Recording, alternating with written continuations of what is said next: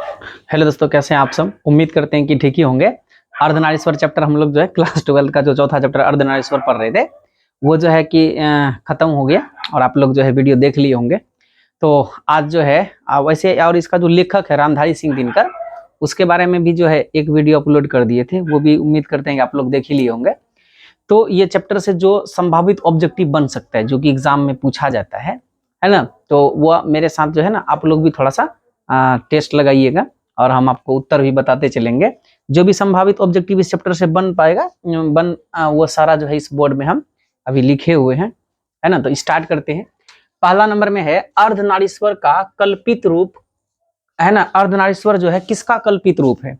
तो जो अर्धनारीश्वर चैप्टर आप पढ़े रामधारी सिंह दिनकर के द्वारा लिखा हुआ है ना, आप लोग सबसे पहले बताइए अर्धनारीश्वर क्या है। कहानी, निबंध या व्यक्ति चित्र, क्या है बताइए। तो इसका आंसर क्या होगा, निबंध है। अर्धनारीश्वर निबंध है ना। किसके द्वारा लिखा गया, तो रामधारी सिंह दिनकर के द्वारा लिखा गया है ना। और अर्धनारीश्वर किसका कल्पित रूप है, तो आंसर होगा शिव और पार्वती, है ना। शिव जी और पार्वती जी, है ना। शिव और पार्वती का, ठीक है। शिव और पार्वती का जो कल्पित रूप है उसको हम लोग बोलते हैं अर्धनारीश्वर, है ना। पढ़े तक ना, शिव और पार्वती के कल्पित रूप को अर्धनारीश्वर कहते हैं, जिसका आधा अंग पुरुष का आधा अंग नारी का। पुरुष मतलब शिव भगवान, नारी मतलब पार्वती जी। प्रसाद जी नारी को क्या नाम दिया। और आप लोगों को पता है रामधारी सिंह दिनकर ने नारी के विषय में इसमें जो है बहुत बातें किया इस चैप्टर के अंदर में जैसे 3 व्यक्ति के बारे में इसमें मुख्य रूप से जो बात हुआ है, उसका नारी के विषय में क्या सोच है रामधारी सिंह दिनकर जी ने, वो भी बात इस चैप्टर में बतलाया है। जैसे प्रेमचंद्र है ना, आप लोग प्रेमचंद्र जानबे करते कि है ना, प्रसिद्ध कथाकार रहा है, कहानीकार रहे हैं।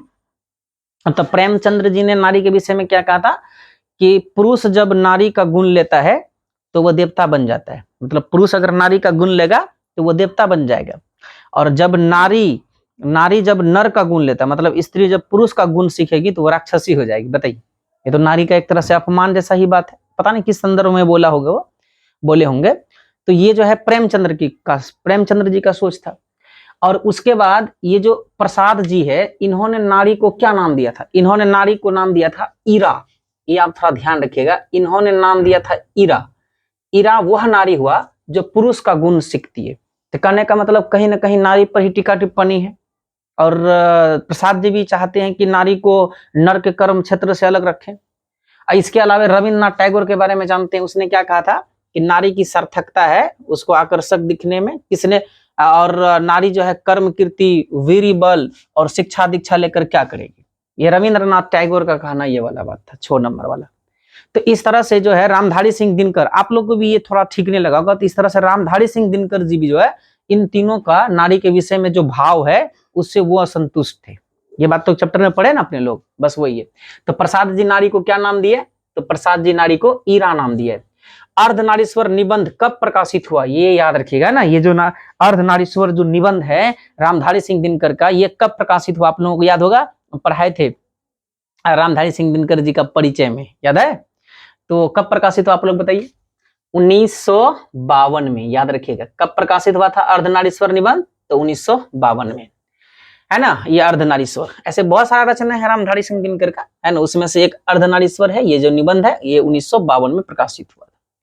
दिनकर जी के अनुसार अगर पति विचार है तो पत्नी क्या है, याद करिए। अगर पति विचार है तो पत्नी क्या है बताइए, तो पत्नी भावना है ना। पत्नी क्या है, अगर पति विचार है तो पत्नी भावना है। ये रामधारी सिंह दिनकर जी ने जो है इस चैप्टर के अंदर लिखे हुए। तो 3 नंबर हो गया, 4 भी हो गया। 5 नंबर में है किसने अपने अंतिम दिनों में नारी का साधना किया था। याद करिए जब चैप्टर लास्ट हो रहा था तो उस समय पढ़े थे ना कि महात्मा गांधी जी ने भी जो है अंतिम दिनों में नारी की साधना किए थे। इसलिए महात्मा गांधी की जो पोती थी उसने एक किताब लिखा था जिसका नाम क्या था, बापू मेरी माँ है। याद रखिएगा, उसकी पोती ने जो किताब लिखा था उसका नाम क्या था, बापू मेरी माँ है। ये थोड़ा सा ध्यान रख लीजिएगा।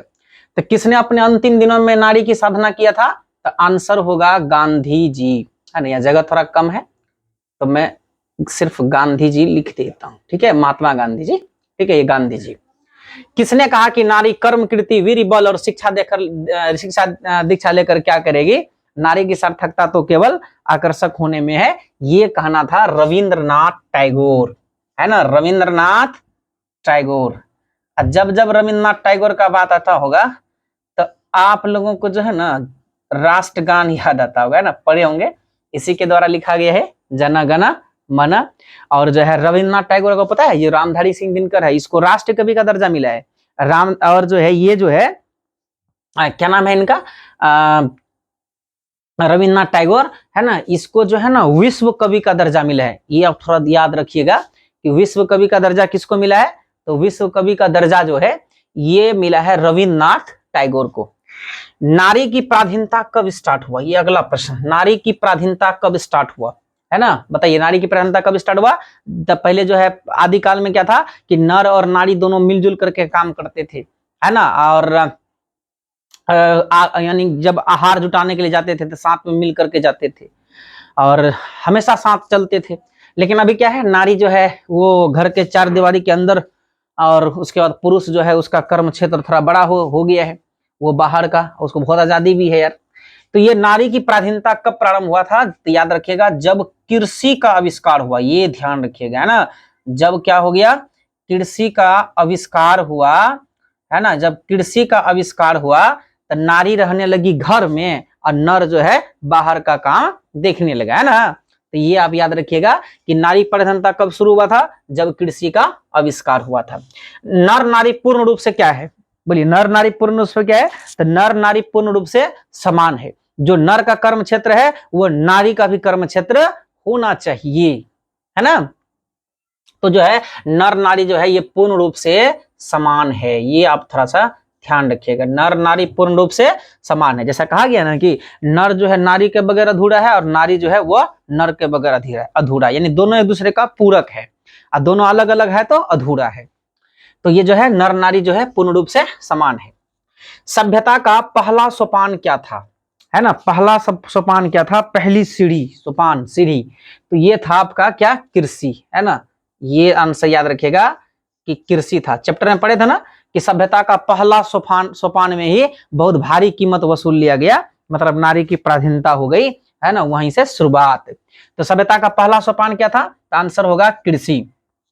नारी को गले से कौन लगाया, आप याद करिए, एक था प्रवृत्ति मार्गी, एक है निर्वृत्ति मार्गी, ये जीवन जीने का तरीका है। प्रवृत्ति मार्गी वो है जो बाहरी दुनिया से जिसको लगाव हो और जो अपने करियर में प्रगति करना चाहता हो, जो नारी से आनंद चाहता हो और भी चीजों का आनंद चाहता हो, तो वो प्रवृत्ति मार्गी हुआ। और निर्वृत्ति मार्गी वो हुआ जिसको बाहरी दुनिया से कोई मतलब नहीं हो और अपने अंतः आत्मा की शांति के लिए ध्यान और योग वगैरह करता हो, तो वो निर्वृत्ति मार्गी हुआ, है ना, जैसे साधु महात्मा वगैरह होते हैं और सन्यासी लोग होते हैं। तो नारी को गले से कौन लगाया, बताइए, निर्वृत्ति मार्गी या प्रवृत्ति मार्गी। तो जो प्रवृत्ति मार्गी हुए, है ना, जो प्रवृत्ति मार्गी हुए तो उन्होंने जो है नारी को गले से लगाया, और निर्वृत्ति मार्गी नारी को गले से नहीं लगाया, क्योंकि निर्वृत्ति मार्गी को नारी से आनंद नहीं चाहिए।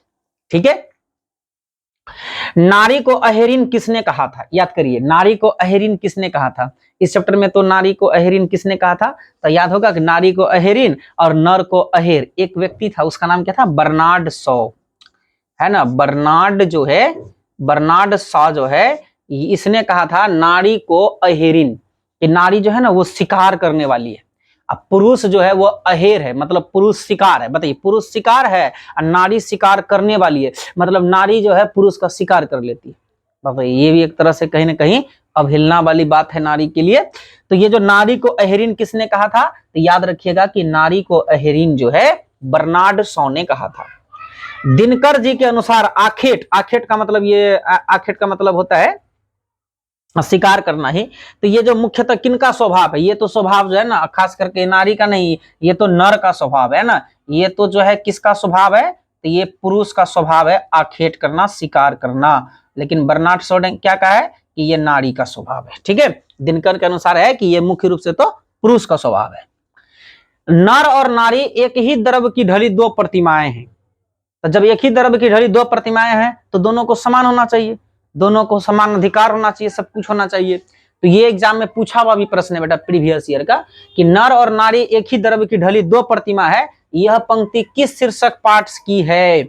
इसलिए ना चैप्टर जो है ना, देखिए कोई भी टीचर हो अगर आपको पढ़ाते हैं तो आप पढ़िए, एक दफा तो पढ़ना है जरूरी है, क्योंकि अपने से उतना समझ नहीं आता है ना। और चैप्टर को अपने से लेकिन रीडिंग दीजिए, टीचर कितनों पढ़ाए एक बार अपने से आप जो है किताब को थोड़ा सा पढ़ने की कोशिश करिए, क्योंकि उससे क्या होगा कि इस प्रकार का प्रश्न आपका है ना थोड़ा बन जाएगा।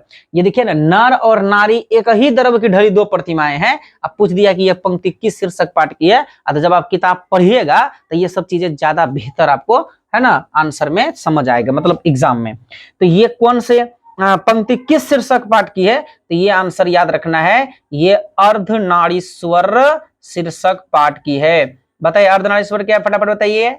अर्धनारीश्वर निबंध है ना, क्या है निबंध। किसने लिखा है, रामधारी सिंह दिनकर। कब प्रकाशित हुआ था, 1952 में।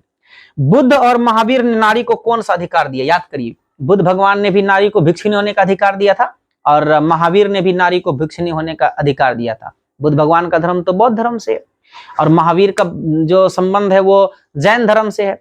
अब बाद में याद करिए, जब दिगंबर, ये भी आपसे पूछ सकता है क्योंकि आपके चैप्टर में है, तो जैन धर्म भी दो संप्रदाय में बटा, दिगंबर और श्वेतांबर। दिगंबर वो हुआ जो वस्त्र नहीं पहनता है, और श्वेतांबर वो हुआ जो वस्त्र पहनते हैं।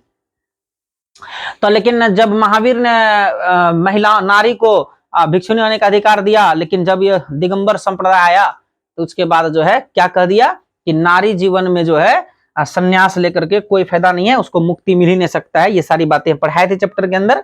तो याद रखिएगा कि बुद्ध और महावीर ने जो है नारी को कौन सा अधिकार दिया था, तो आंसर होगा भिक्षुणी होने का अधिकार दिया था, है ना।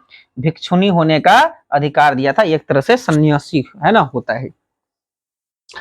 पुरुष जो है वृक्ष बन गया और नारी को उसने क्या बना दिया। कल मैंने बताया था ना कि पुरुष जो है वृक्ष है और नारी जो है लता है। जब तक वृक्ष खड़ा रहेगा तब जो है कि वृक्ष के सहारे ही लता भी फलता फूलता है, तो उसी प्रकार जो है पुरुष के सहारे ही जो है नारी फलती फूलती है। तो इसलिए यहाँ पर जो है प्रश्न पूछा गया है कि पुरुष वृक्ष बन गया, नारी को उसने क्या बना दिया। तो आंसर आपको याद रखना है कि नारी को उसने लता बना दिया, है ना, ये याद रखना है। अब आगे आते हैं, कामिनी अपने साथ कैसी शांति लाती है। देखिए कामिनी का मतलब होता है प्रेमिका, कामिनी का मतलब होता है सुंदरता का प्रतीक, मतलब आप वाइफ पत्नी कह सकते हो, है ना, स्त्री कह सकते हो। यह अपने साथ कैसी शांति लाती है, तो ये यामिनी की शांति लाती है। ध्यान रखिएगा, ये यामिनी की शांति लाती है। ये यामिनी रात का प्रतीक है। मतलब ये जो यामिनी शब्द है ना, आप इसके बारे में थोड़ा याद रखिएगा कि ये जो यामिनी है ये शांति और विश्राम का अनुभव देती है। मतलब जो स्त्री है वो यामिनी की शांति लाती है, मतलब विश्राम और आनंद का अनुभव देने वाली चीज है। गंधारी कौन थी, याद करिए महाभारत में, है ना, कि जो दुर्योधन मतलब जो धृतराष्ट्र थे उसकी पत्नी थी, और जो दुर्योधन थे उसकी माँ थी, है ना, ये गंधारी। और पांडवों की माँ कौन थी, तो वो कुंती थी। इसलिए तो इसमें चैप्टर में बताया गया कि अगर गंधारी और कुंती के बीच बातचीत होता, मतलब जो पांडव है ना और जो कौरव है, जो 100 भाई है दुर्योधन और जो है ये सारे, तो ये इधर जो अगर गंधारी और दुर्योधन के बीच बातचीत होता तो एकदम श्योर था कि मतलब चांस थोड़ा कम था कि महाभारत की लड़ाई होती, क्योंकि जो नारी होती है ना वो कोमल होती है, उसके अंदर दया माया होता है, और वो जो है आपस में बात करके खत्म कर देती और ये महाभारत की लड़ाई नहीं होता। लेकिन ऐसा हुआ नहीं, गंधारी और कुंती के बीच तो बातचीत हुई नहीं। तो ये यहाँ पर प्रश्न पूछा है कि गंधारी कौन थी, तो आप याद रखिएगा कि ये दुर्योधन की माँ थी। ठीक है, कौन थी ये बेटा, दुर्योधन की माँ थी। अगला है प्रेमचंद्र कौन थे, भाई कौन नहीं जानता है मुंशी प्रेमचंद्र को। ठीक है, ये मुंशी प्रेमचंद्र ये क्या थे, तो आपके एग्जाम में ना प्रीवियस ईयर में पूछा था, उसमें लिखा हुआ था जो, उस हिसाब से यहाँ पर जो है आप याद रखिएगा ये कथाकार थे। कथा का मतलब कहानी थे, कहानी लिखने वाले में से थे। दिनकर जी किस युग के कवि है, बताओ आप लोग कौन युग के थे, प्रायतः परिचय में है ना, बताइए भारतेंदु युग या छायावादोत्तर युग। आपके पास दो ऑप्शन है ना, आंसर क्या होगा, छायावादोत्तर युग। ठीक है, छायावादोत्तर युग, छायावादोत्तर युग अच्छा, छायावादोत्तर युग को ना शुक्लोत्तर युग भी कहा जाता है, समझे ना, ऐसे कुछ नाम है। और ये युग जो है ना 1936 से लेके 1947 के बीच का है शायद, है ना। हाँ यही है, 1936 से लेके 47 के बीच का जो युग है ना उसको कहा जाता है छायावादोत्तर युग। ठीक है, यही पीरियड है मेरे अंदर से, जहां तक याद है मेरे, यही। तो छायावादोत्तर युग के कवि थे। अभी मैंने बोला भारतेंदु युग, बताइए भारतेंदु युग का कवि लेखक कौन है, जल्दी बताइए फटाफट। पहला चैप्टर का नाम क्या है बताइए, बातचीत, उसका लेखक बालकृष्ण भट्ट, भारतेंदु युग के। दिनकर का जन्म कब हुआ था, ये थोड़ा सा ध्यान रखिएगा। दिनकर का जो जन्म है ये हुआ था 23 सितंबर 1908 में, है ना। ये परिचय में वैसे पढ़ा दिए हैं, एक बार और देख लीजिए आप लोग। 23 सितंबर 1908 में हुआ था। कहां पर हुआ था, राज्य पूछेगा तो राज्य में याद रखना है बिहार। बिहार में कौन से जिले में, तो आंसर होगा बेगूसराय जिले में। गांव पूछ लेगा तो सिमरिया गांव, है ना, ये आप याद रखिएगा। कौन सा गांव है, सिमरिया गांव में हुआ था। जिस पुरुष में नारित्व तो नहीं वह क्या है बोलिए, वह अपूर्ण है, मतलब अधूरा है, पूरा नहीं है। जिस पुरुष में नारी नहीं है, मतलब जिस पुरुष के अंदर नारी का गुण नहीं है वह अपूर्ण है, यानी अधूरा है। ये आप थोड़ा यहाँ पर जाए, ये वह पुरुष क्या होगा, अपूर्ण होगा। बताइए इसका माता का नाम क्या था, मनरूप देवी, है ना, याद होवे करेगा, मनरूप देवी।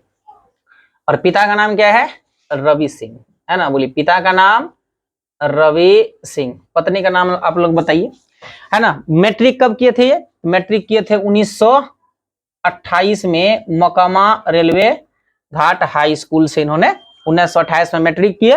फिर ये जो है राज्यसभा के सांसद भी रहे और इसको राष्ट्र कवि का सम्मान मिला। अभी बोले ना, राष्ट्र कवि का जो दर्जा मिला है ये रामधारी सिंह दिनकर को, और विश्व कवि का दर्जा मिला है रविन्द्रनाथ टैगोर, है ना। इसी का लिखा हुआ जन गण मन, जो अपने देश का राष्ट्रगान है।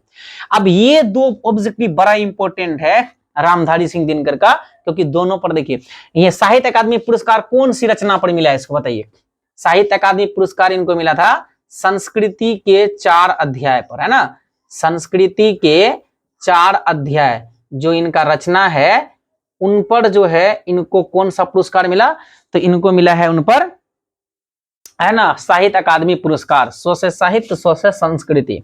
और ज्ञानपीठ पुरस्कार कौन से रचना पर मिला है, तो याद रखना है उर्वशी। इसके अलावे हुंकार है, रश्मि रथी है ना, इस प्रकार से इसका और भी रचना है।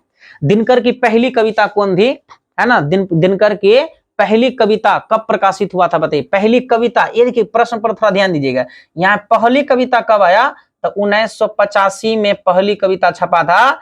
एक पत्रिका था, उसका नाम था छात्र सहोदर पत्रिका, ठीक है, छात्र सहोदर पत्रिका। इसी पत्रिका में 1925 में इसका पहली कविता छपा था।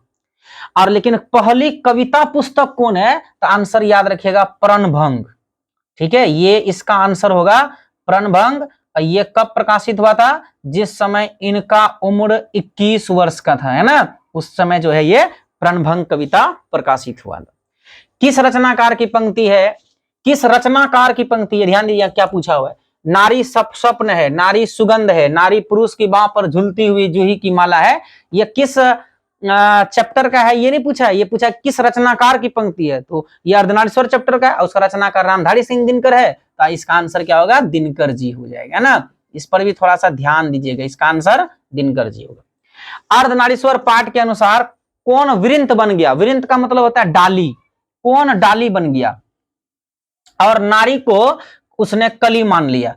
कली मतलब फूल फल, है ना, जो होने से पहले जो उसका जब उस शुरुआती जो टाइम होता है तो उस समय, तो उसको हम लोग कली बोलते हैं। तो ये जो कौन वृंत बन गया और नारी को उसने कली मान लिया, तो यहाँ पर वृंत का मतलब होता है डाली। डाली कौन बन गया, तो डाली बन गया नर, और जो है नारी को बना दिया कली। मतलब जब डाली रहेगा तब ना कली भी आएगा, और जब डाली ही नहीं रहेगा तो कली कहाँ से खिलेगा। तो इसी प्रकार जो है, यानी नारी नहीं रहेगा, नर नहीं रहेगा, तो नारी का क्या होगा, है ना। तो यहाँ पर आंसर होगा इसका कि नर। वृंत कौन बन गया, तो नर बन गया। पुरुष जब नारी का गुण लेता है तो वो देवता बन जाता है, नारी जब नर का गुण सीखती है तो वो राक्षसी बन जाता है। यहाँ से पूछेगा सबसे पहले कि ये किस चैप्टर का, मतलब किस कौन से जो है चैप्टर से ये पंक्ति लिया गया है, यानी किस पाठ से ये पंक्ति लिया गया है, तो इसका आंसर हो जाएगा अर्धनारीश्वर पाठ से।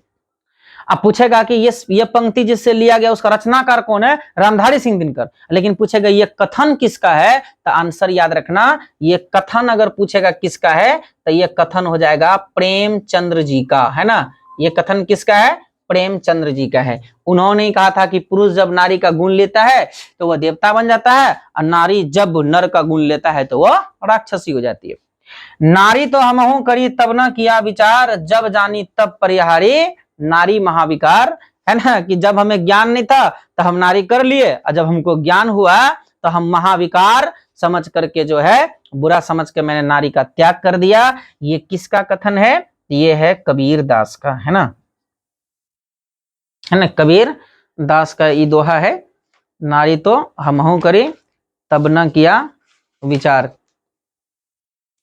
ये जो है कबीर साहब का ये है ना, ये कबीर साहब का दोहा है, ये कबीर साहब का दोहा है। दिनकर को कौन सा राष्ट्र सम्मान मिला था, तो याद रखिएगा पद्म भूषण मिला था, है ना, पद्म भूषण, ठीक है, पद्म भूषण से भी इसको सम्मानित किया गया था। तो इस प्रकार से इतना हो गया, है ना, इतना हो गया। और जो है एक इसके अलावा 37 नंबर में आप याद रखिएगा कि गांधी जी के जो पोती थे, तो गांधी जी पर कौन सी किताब लिखे थे, तो बापू मेरी माँ है ना, बापू मेरी माँ है। तो इस प्रकार से जो है ना, ये जो है ऑब्जेक्टिव जो है कंप्लीट हुआ, है ना। अब फिर मिलते हैं दूसरे वीडियो में।